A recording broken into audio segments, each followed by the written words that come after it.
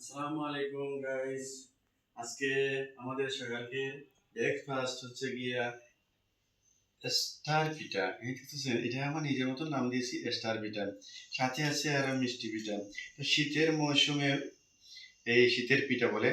এবং এই দেখতেছেন আরো অনেকগুলি স্টার পিঠা। এগুলি আমাদের বাসায় আমরা নিজের মতো করে বানিয়ে নিয়েছি। আপনারা এই পিঠা উৎসবে পাবেন।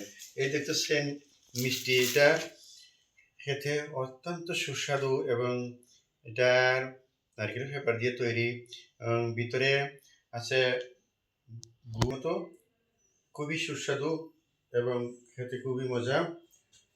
আপনারা এই পিঠাগুলি বাসায় নিজের মতো করে বানিয়ে নিয়ে খেতে পারেন। এবং এই মিষ্টিটাও, এটা দুধওয়ালা মিষ্টি। এই মিষ্টিটা আপনারা নিয়ে খেতে পারেন। এটা খেতে খাঁটি গুড়ের মতো ফ্লেভার লাগে এবং নারিকেলের ফ্লেভার দিয়ে তৈরি করা হয়েছে। মিষ্টিটা অত্যন্ত সুস্বাদু। গাইস, আজকে এই পর্যন্ত।